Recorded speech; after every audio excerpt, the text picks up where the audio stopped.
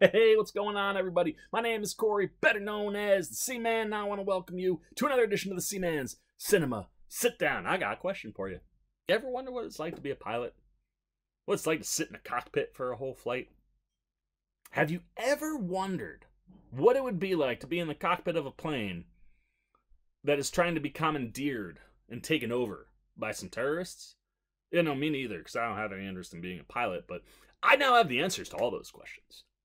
What am I talking about? Why don't you pull up a chair, man? Take a seat. We're getting ready to dive in spoiler free into Amazon's latest 7500. Yeah, I didn't know anything about this movie. This one just kind of slipped right under the radar until I saw like a review pop up on my YouTube list. And I was like, 75. What is that? I don't know this movie. And I saw Joseph Gordon Levitt's name. I was like, well, I need to know. And then I watched it. And for those who don't know, I was like, man, this one may have flew under your radar. This is a movie about in this instance, Tobias Ellis, who's the co-pilot of, the plane that we are in. And basically, it is a movie that takes place solely in the cockpit while a plane is trying to be commandeered by terrorists. And I tell you what, man, 2 acts of this movie, fire. Look really good. Like, unbelievably gripping, definitely suspenseful, tense. You're on the edge of your seat. There are lots of moments where you're just like what's gonna happen? And a lot of that has to do with the claustrophobia that you kind of get being stuck inside the cockpit. The cockpit's really small for like a fight scene to happen. You know what I mean? And the maneuvering and just all the things that go into just being stuck inside this cockpit build quite well in the first 2 acts and deliver really, really well in the first 2 acts. Like I said, you're on the edge of your seat a lot. And it's interesting. It's compelling. And then we get to the 3rd act. And we just slam on the brakes. Obviously, this is a non-spoiler review, so I'm not going to spoil anything. But at this point in time in the movie, all of a sudden it becomes a lot of conversation between Joseph Gordon Levitt's character, Tobias Ellis, and Omid Mamar's character, Vedat. Some of that stuff's interesting. There are interesting moments. Joseph Gordon Levitt does some really, really wonderful things, even still, like throughout the entire movie. Like I said, he's tremendous, but does some things that you're like, okay, yeah, no, that's good. And this kid, Omid Mamar, is also really good. Holds his own with Gordon Levitt. The problem is, like most movies, by the time you get to your 3rd act, if the writer has done their job, you have a pretty good sense of who the characters are. And when you get to the end of the 3rd act of this movie, and you know who your characters are, you can pretty much figure out what's going to happen and what's not going to happen. And it plays out pretty much like you think it probably would. There are some moments where you go, oh, I didn't see that coming. And not like the surprise, like, oh, shoot, like something dramatic happened. Like, spoilers, we see what happens when you got to go to the bathroom in the cockpit. We see that, like, there's a moment like that where we're like, oh, I did not see a pee break coming at this point in the movie. But it's just such a drastic shift from the first 2 that it kind of takes you out of the film, and because it slows down, it's less compelling than the first 2/3. And first time feature film for writer-director Patrick Vollrath.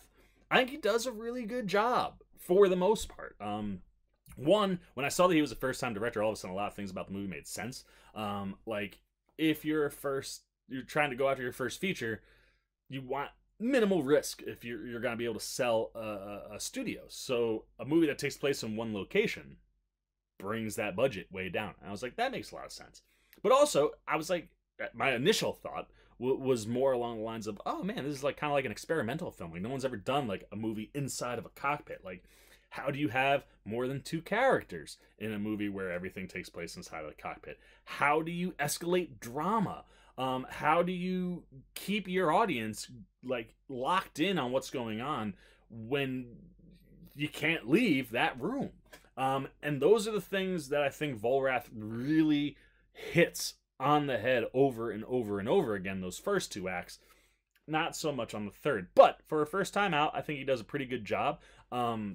Like I said, I think the movie is quite inventive.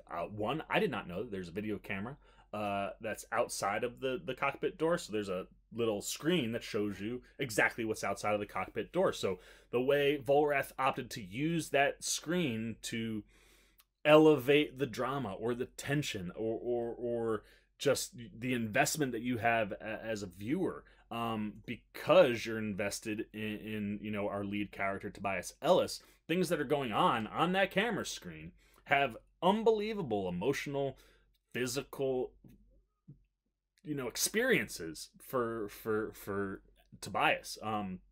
And you really get a sense of everything he's going through.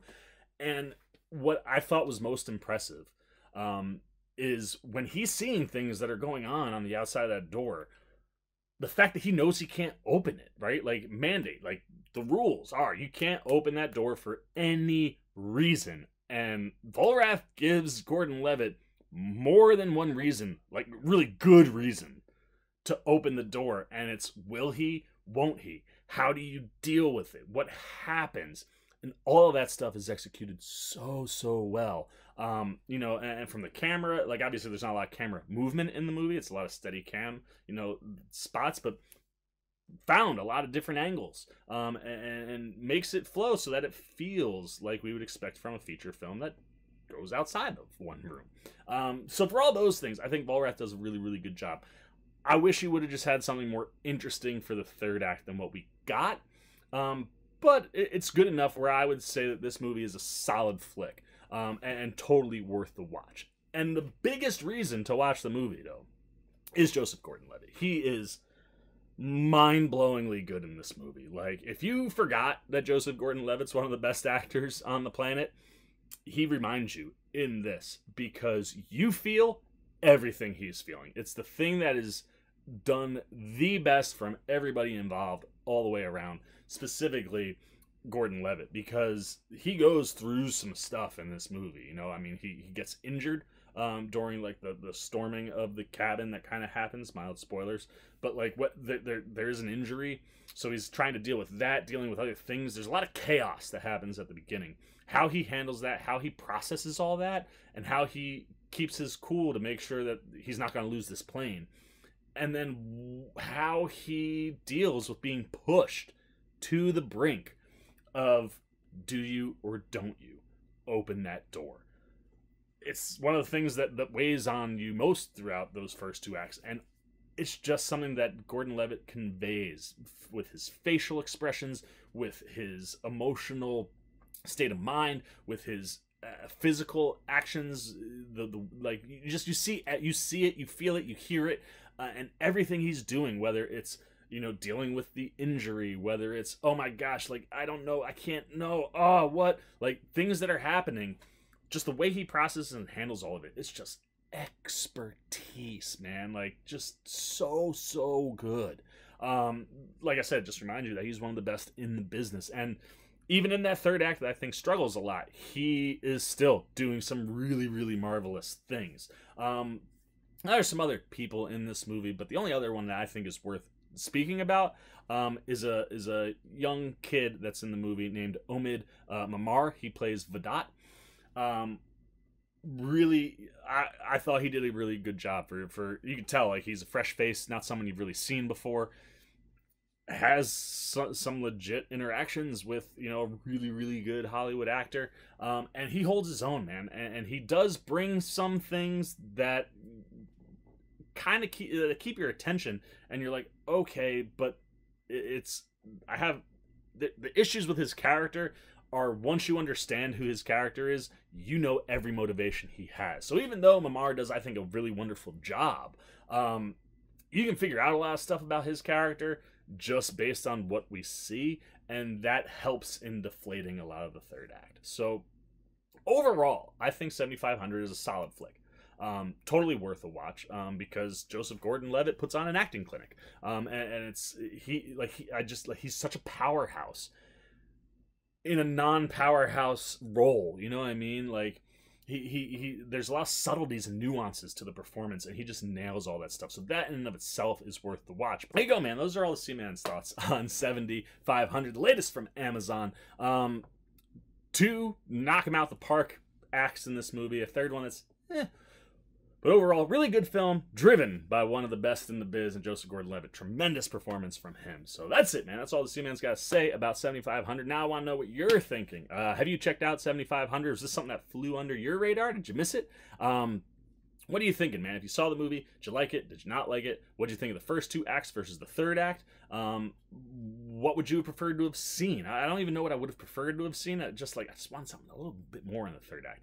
If you haven't seen the movie, have we enticed you to want to check it out? Like I said, I mean, some really inventive, creative stuff in those first couple acts, and the performance that I just think is worth the watch. So is that enough to entice you to want to see 7500? Or do you just have no interest? Anything you're thinking about the movie goes down below in the comment section. As always, if you enjoyed this video, please give me a thumbs up. And if you're new, you want to come hang out with the Seaman anytime we talking movies and you haven't yet, show us a little love over at the Cinema Sit Down by jumping over there, man. Hit that subscribe button. And if you want those alerts so you know right when we drop videos, hit that little bell that follows. So that's it, man, for Seaman Cinema Sit Down. I've been the Seaman. Until next time, I'm signing off, baby. Peace. Well, you guys are still here. You must be looking for some more content. Well, don't worry. Seaman's got you covered, man. You got videos like this guy and this guy. And if you haven't yet, and you want to come check out all the Seaman goodies, join the Cinema Sit Down squad, man. Hit that subscribe button. And don't forget to hit the little bell down below that, too, so you can get alerts every time I make new videos.